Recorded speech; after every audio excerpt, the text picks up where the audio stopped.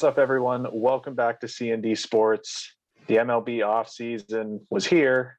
Now we're in a lockout, so we've got a little bit of time to kind of overall review what's gone on in the offseason. It was a busy few weeks, especially the last week before the next CBA gets signed. No idea when that's going to be, but for now, let's review what's happened so far.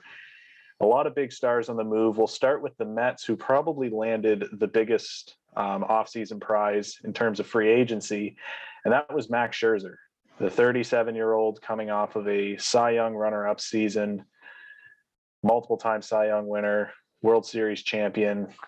They lock him up for a 3-year record deal, $43.3 million a year. He's got an opt-out after the second year.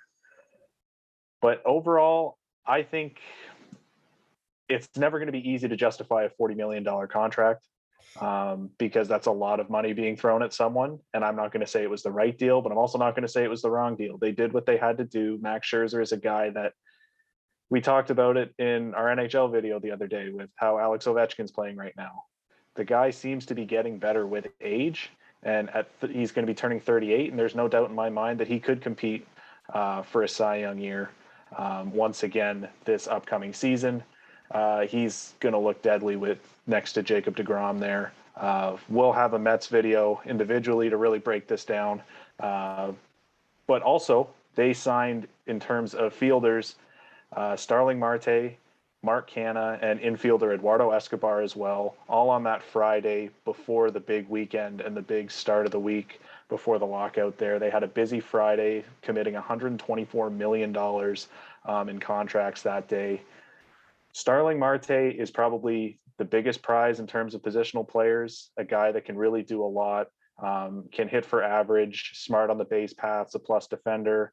Mark Canha and Eduardo Escobar can play multiple positions. All of them seem to be in the starting lineup. So the Mets are really built themselves into a complete playoff contending team for 2022. Yeah, and they were just a few pieces short of contending in these playoffs this year. I think picking up Scherzer takes a lot of strain off of deGrom. So now you have two aces in the bullpen. They're going to be very deadly going into next year. And other than just pitching depth, one of the biggest things was they just struggled to produce runs on certain nights. And now they picked up guys so that hopefully that doesn't happen. But if it does, you have two, not just one, but you have two lights out starters that can win you games, even when you're only pushing across 1 to 2 runs a game. Yep. But again, we'll have the Mets video coming out actually tomorrow, so make sure to check that out. We'll go a little bit more in depth on the entire Mets team, not just their offseason acquisitions here. We'll move on to the team that committed the most money in free agency as a whole with the entirety of contracts, and that was the Texas Rangers, signing infielders Marcus Semien and Corey Seeger. Semien to a 7-year deal, Corey Seeger to a 10-year deal with no opt-outs. So Corey Seeger, as it stands right now, will be a Texas Ranger for the next decade. And they're a team that I didn't really expect to be that big. They said they wanted to be big players, but I didn't expect them to be this big of players there. To land an MVP finalist, a World Series MVP in Corey Seager, it's just ridiculous that middle infield is going to be one of the best, if not the best, middle infields in all of baseball.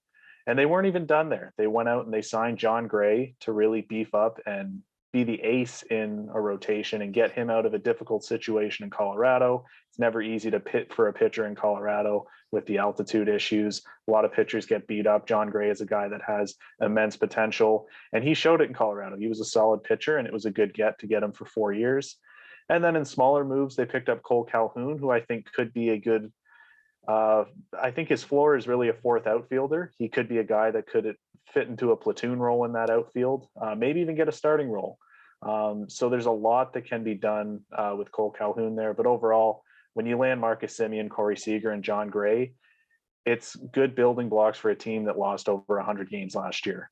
And I think Texas looked at it in the way that they don't necessarily have the strongest farm system. So if they wanted to compete and take advantage of an AL West division that's going to change with Houston potentially losing guys like Correa, and as they get older, and then Oakland's going into a fire sale. So normally the top two teams in that division, there's a little more uncertainty surrounding them. So if Texas wanted to compete, they had to go out and buy big, and that's exactly what they did. And moving on to Toronto here, they kicked off their offseason by signing Jose Barrios to a 7-year extension.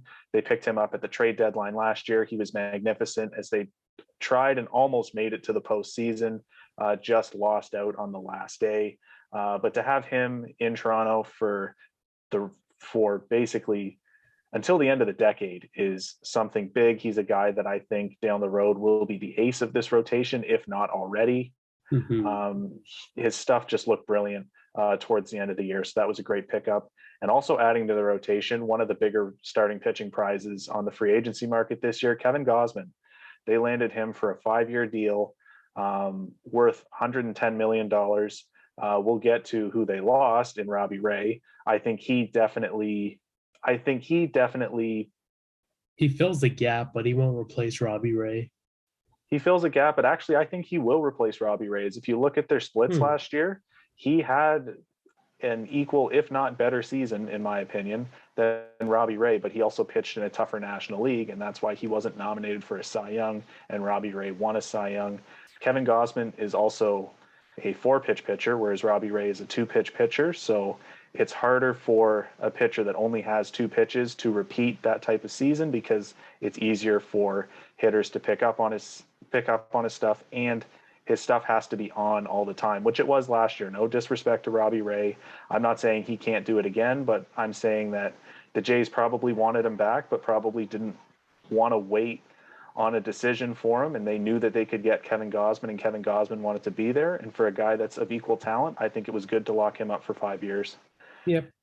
And they also added some beef to the back end of that rotation by adding Yemi Garcia, who was instrumental in Houston's postseason run to the World Series this year. So they pick him up for the back of the bullpen, something that was a big need for the Jays. And to get him for 2 years, I think was a great deal. He's a very versatile guy in the bullpen. He can get you 2+ innings. He can also pitch towards the back end. His stuff is that good. So Yemi Garcia is a good get for the bullpen that needed some work. Yeah. And then we move on to Seattle, and we mentioned Robbie Ray. Seattle signs a 5-year, $115 million deal with Robbie Ray. Overall, I like the deal. If Robbie Ray pitches the way he did this season, then that's a great deal. It's less than I would have thought that he would have signed for. But again, we said it before, he's a 2-pitch pitcher. He needs to make sure his stuff is on year in and year out. And I think he's a guy that maybe he can do that, but there are going to be some question marks. But Robbie Ray in Seattle is a good pickup for a team that is looking to push to the postseason and really take advantage of a changing AL West and American League landscape. They also picked up all-star and utility man Adam Frazier. Adam Frazier from San Diego. Frazier was brilliant last year, splitting with the Pirates and the Padres. He's a guy that should probably slot at second base. I know Seattle was looking at Marcus Semien. I think Adam Frazier is a good consolation prize there. And he's a guy that can also shift to the outfield. Again, versatile in terms of where he can play defensively and a solid bat overall. And then adding Andres Munoz to a bullpen that really excelled last year. I think he's a guy that'll certainly add to a strong bullpen. Yeah, and before we move on, I just want to mention the only risk with Robbie Ray is he may have that Rick Porcello Cy Young season and then just kind of disappear. It is true. The one difference I see, though, is Robbie Ray generated more strikeouts than Rick Porcello, and he was more of a strikeout force, whereas Rick Porcello was a guy that he got the wins, he had the offensive protection. But yeah, there is that Rick Porcello concern to a degree with Robbie Ray, and that's something that the Mariners really need to watch out for. But if it works out, it's a frugal deal for a good term for a team that's looking to compete for the next 5 years. Yep. And then we'll move on to Detroit. We've already done our offseason outlook video for them. And we talked about their signing of Eduardo Rodriguez to really anchor that rotation, getting him for 5 years. But then they went out. I thought they were going to go out and get Carlos Correa. They go out and get Javier Baez on a 6-year contract. Again, he's a guy that can play multiple spots in the infield. So I wouldn't say that they're out on Correa. I think it's looking a little more unlikely now because I think Baez, when you sign a contract like this, it's probably to play shortstop, his primary position, and not shift over to third or second. But Javi Baez is a guy that they were linked to. And he's a guy that if he can cut down the strikeouts and really focus on being a little bit more productive in terms of on base, he's a guy that hits for a lot of power. He's a guy that is a few years removed from being an MVP candidate. And again, there's a lot of potential for the Tigers here with Baez. And I think making the Rodriguez and Baez signing show that the Tigers are looking to capitalize on what was a surprisingly solid season last year, finishing in and around 500. They're a team that wanted to spend big, make a playoff push in an interest, again, a changing American League landscape. And they're a team that has a good farm system as well. So they're a team that's looking to set themselves up nicely for the future with these offseason moves. And then moving to the Angels, again, another team we've done an offseason outlook for already, where we talked about them picking up Noah Syndergaard and on a one-year deal, low risk in terms of term, really a low risk contract for a guy that if he's on, he's as good as most pitchers in the MLB. So that's always exciting to see good pitching come to the Angels.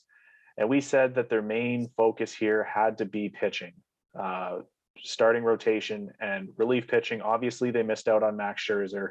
They're certainly going to look to address that rotation further, but they did a great job in terms of relief pitchers by bringing in probably the prize of the relief pitching free agent market in Rayleigh Iglesias, coming off of a phenomenal season with the Angels. So the fact that he went to free agency, but they were able to bring him back on a 4-year deal is great. He's set to become the closer full time now for the next 4 years for the Angels. So that's exciting.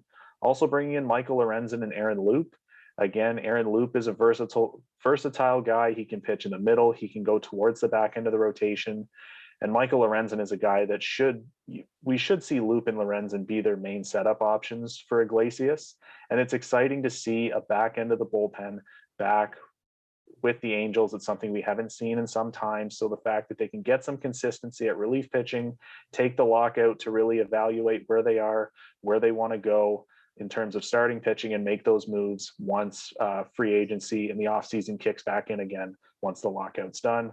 Also adding Tyler Wade as a utility player adds to the versatility on the bench. They've got guys like Jack Mayfield and Phil Gausman already on the bench that can play multiple positions. Tyler Wade will add that to a very strong lineup. And then moving on to Tampa Bay, as they probably had the earliest big headline, signing Wander Franco, he was up, and I believe he was the runner-up for AL Rookie of the Year, losing out to his teammate, Randy Arozarena.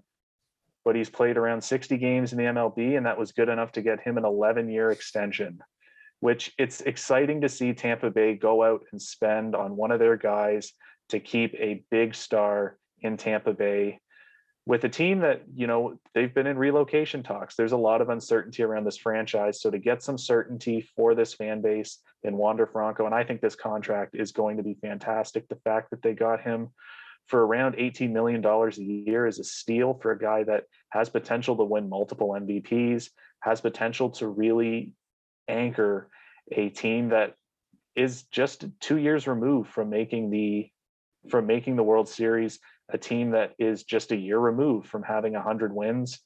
So Wander Franco is a guy that should, if everything turns out and his potential comes to be reality, then Wander Franco is a guy that is a steal at 11 years at around 18 million. They also picked up Cory Kluber, and I like this deal because they lose on Michael Wacha.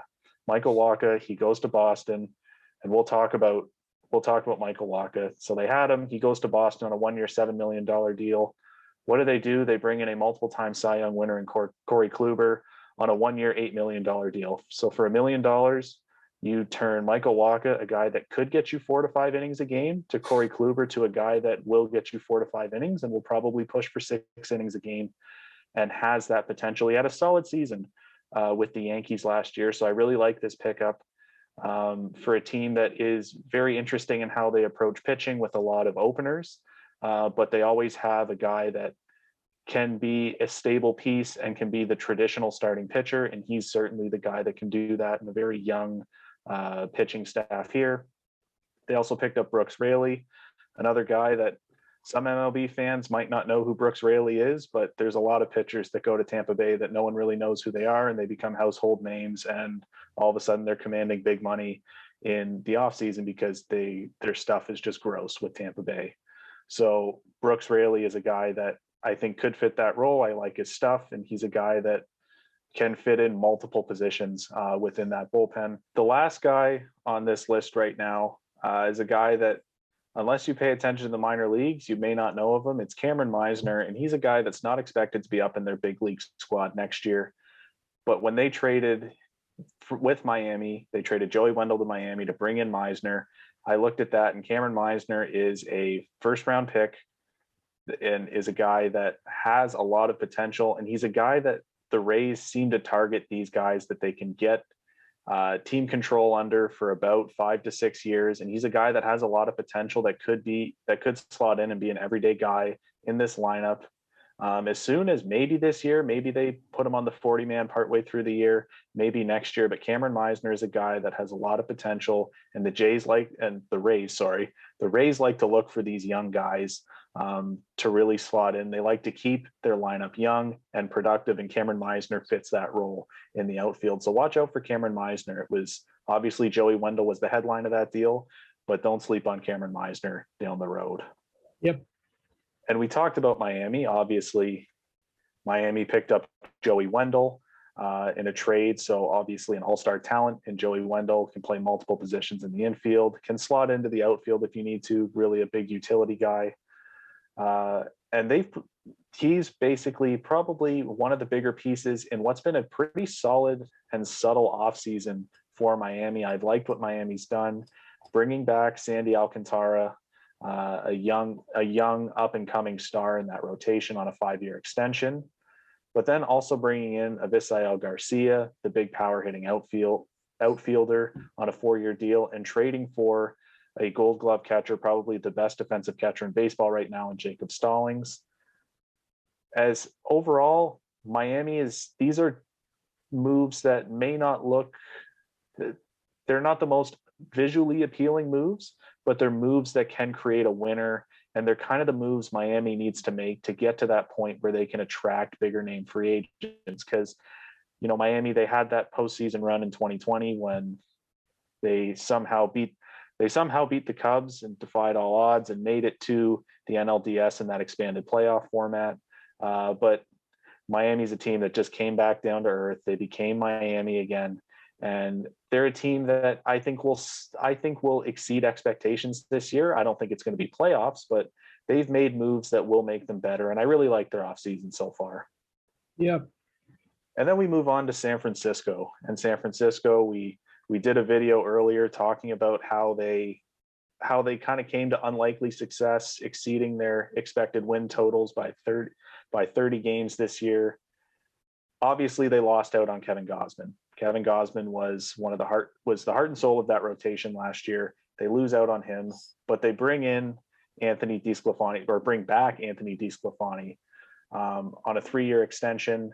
They bring back Alex Wood on a 2-year extension, who, again, along with Logan Webb and Kevin Gausman, were really made up a big 4 in that rotation and made up just a powerful rotation to be really one of the best pitching staffs in all of baseball. And then they bring in Alex Cobb, who won't replace Kevin Gausman, but Alex Cobb on a 2-year deal is someone that can fit into that 4 role, maybe the 5 role, depending on who else they may trade or sign for when the offseason gets back going again.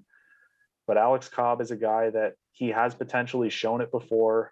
Obviously, he's towards the back end of his career, but he's a guy that obviously there's something going right for pitchers in San Francisco, and I think they bring out the best in a lot of pitchers. And I think Alex Cobb could be a great and pretty frugal addition to that rotation. And obviously, Brandon Belt was the only player that accepted a qualifying offer this year. So they bring him back on a 1-year deal. And he had a great year last year at first base. So to bring him back and kind of be one of the big pieces, one of the anchors in that infield, along with Brandon Crawford, I think that's huge. We'll see if they can bring back Chris Bryant. Obviously, he's still one of the big names that is unsigned right now. They're still linked to him, obviously. We'll see if they can bring him back. But right now, San Francisco's putting together a pretty good offseason thus far. Yep. And another team, a bigger market team that I think is putting together a decent offseason, and we'll see what they do when the offseason gets back started again. But that's the Boston Red Sox, signing three kind of somewhat high risk, but also to low risk deals in James Paxton, Michael Wacha, and Rich Hill, all the 1-year contracts, all veteran guys that you lost out on Eduardo Rodriguez. How are you going to replace that? I think these 3 players minimize the damage of losing Rodriguez. When you add them to guys like Chris Sale in that rotation, when you add them to a guy like Garrett Richards in that rotation, it looks solid. It looks solid on paper. We'll see if those guys can still live up to expectation pitching this year. But overall, to get those 3 guys on a 1-year deal, low risk term for medium to high risk guys, I don't mind the risk that Boston's taking there. And then they brought back Jackie Bradley Jr., a guy that can really give them depth on the bench. Not sure if he's really going to get any starting time there. That remains to be seen, but really a household name in Boston. So that was a trade that I didn't expect to see, but Jackie Bradley Jr. is a Red Sox again. So we'll see what happens there. And another team that's kind of been quieter this offseason, and I expect them to pick up once the lockout's done, is the LA Dodgers. They bring back Chris Taylor, who is very highly sought after in free agency, considering he's arguably the best utility man in baseball. But they bring him back to a 4-year, $60 million contract. I like the move. I think Chris Taylor fits well with the Dodgers, that kind of ever-changing defensive landscape of the Dodgers. He can really slot in everywhere, and really did slot in everywhere this past season. So Chris Taylor, good acquisition. Also adding Daniel Hudson to that bullpen. They lost Corey Knebel, replacing him with Daniel Hudson. That's not bad. He's a guy that is a few years removed from being the closer on that Washington Nationals World Series team. Obviously a guy that if they lose out on Kenley Jansen, that minimizes the damage as well. So we'll see what the Dodgers are going to do, because I expect the Dodgers to be very busy once the offseason gets going again. And then we moved to San Diego, who, again, we did a video on them kind of outlining that they were disappointing. They really didn't live up to the strong expectations we had for them. And so far this offseason, it's been quiet. I think they're kind of strapped for what they can do when you have a lot of money allocated at guys like Will Myers, Eric Hosmer, and Yu Darvish. And there's not a lot of hope to either trade those contracts. And there's also uncertainty of whether keeping those contracts they'll perform. So San Diego's in a difficult spot. They still have a solid farm system, a good young core that I think this team is still going to compete for a playoff spot next year. I think adding Jorge Alfaro this offseason, I think that was huge, as catcher was probably one of their weaker positions this season. So I think Alfaro is a guy that has some pop, and overall is a decent offensive option, a lot of potential there. So we'll see if San Diego can bring that out. And adding 2 solid relief pitchers in Luis Garcia and Robert Suarez, Garcia to a 2-year deal, Suarez to a 1-year deal. I think that shores up their bullpen, as they did lose out to Melanson as he heads to Arizona. So that kind of minimizes the damage of losing Melanson. We'll see. It's been an interesting offseason so far for San Diego. We'll see if they're able to pick things up once the lockout is over. Another team that I expect to be busy once the lockout's done is St. Louis, as their only move right now. It's been a good move, but their only move has been Steven Matz on a 4-year contract. I think they did address a need, and that was rotation depth. Adam Wainwright isn't getting any younger, and that rotation did look as though it needed some help down the road. And Steven Matz is a guy that can provide that. Pete Walker worked well with him in Toronto, really brought out the best in him. And Steven Matz got paid for a year that was after a year that he had one of his more solid years since a few years ago with the Mets. He was solid. And he's a good left-handed option to have in your rotation. I think St. Louis is a good fit for him. And we'll see what they can do, as this is a team that they fired Mike Schilt. There's some uncertainty to St. Louis, and he helps make their path going forward to the 2022 season a little more certain here. Yep. And then we move to the Chicago White Sox. They re-signed veteran utility man Yemi Garcia. He was a bright spot in that on that White Sox roster last year, that very impressive White Sox roster. And one of the big things that was impressive about the White Sox roster was their bullpen. And they also added to that by adding Kendall Graveman to a 3-year contract. I like that deal for Kendall Graveman. He had a great season split between the Mariners and Houston. So we'll see what Kendall Graveman can do, adding him to a very strong back end that features the likes of Liam Hendriks. So the White Sox didn't have a lot of moves they needed to make. I think they may want to address the rotation a little bit. That's something they could do down the road. But overall, I like what the White Sox have done so far. Yep. And then we move to a couple of teams that there aren't a whole lot of expectations on them next year, but they're teams that have gone out and they've shored things up and they've made some moves. So we'll start with the Cubs. As they signed Marcus Stroman, I did not expect Marcus Stroman to go to a non-contending team like the Cubs, a young rebuilding team. But I like the move. I think Marcus Stroman will work great with the younger guys in that clubhouse, especially the guys in that rotation. I think Marcus Stroman is a guy that will fit in well in terms of keeping the fan base happy in Chicago. He's got electric stuff. I know a lot of contenders were probably looking at him. There was no shortage of suitors for Marcus Stroman. So for the Cubs to get him for 3 years, maybe they can have a quick rebuild and can start competing towards the end of that contract, because they do have some guys that will be solid down the road. But yeah, Marcus Stroman, a good deal there. They also go out and pick up Yan Gomes at catcher for 2 years. And you have to believe that maybe that makes them a little more comfortable in trying to explore trades for Wilson Contreras, and maybe as there's going to be a lot of teams that will look for a top end catcher like Contreras. Maybe they can get a good return in prospects to help really build this rebuild. So Yan Gomes, it was an interesting move. We'll see what happens when the offseason gets going again. But overall, even if he's their backup, that's a very strong backup for them. And Clint Frazier, picking him up on a 1-year deal, low risk, a guy that didn't perform with the Yankees, needed a change of scenery. I think the Cubs are a good option for him. And he should slot into a starting role with the Cubs. Has some power with the bat, has a lot of potential that just seems like it's lost, but maybe he can find that before it's too late. And then we'll move to the Minnesota Twins, who had a disappointing year last year, really are looking towards a rebuild. And they really kind of anchored that rebuild by re-signing one of their younger stars in Byron Buxton to a 7-year extension. I like the extension there. To lock him up for 7 years and have some certainty of what to build around going into that rebuild will be huge for them. And I think Byron Buxton is a guy that's faced a lot of injuries. But when he's healthy, he looks as dangerous as really any player in terms of hitting for average and getting on base. He's a real speed threat, a real plus in the outfield. He's a guy that has all-star potential. So to lock him up for 7 years and really anchor that rebuild is huge for them. And then they bring in Dylan Bundy to give them something to build in that rotation, see if there is anything, see if Dylan Bundy can remake some of the magic that he had as an up-and-coming prospect in Baltimore's system.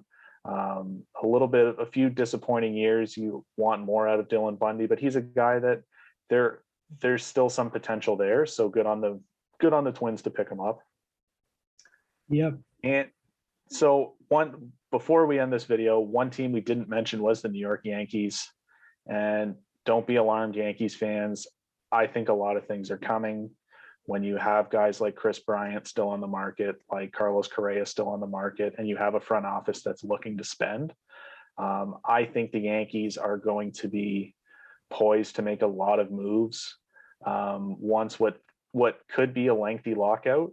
Once there's going to be that big rush to get guys signed and to fill rosters before spring training, I think the Yankees are going to be one of the more active teams, considering they really haven't done anything so far.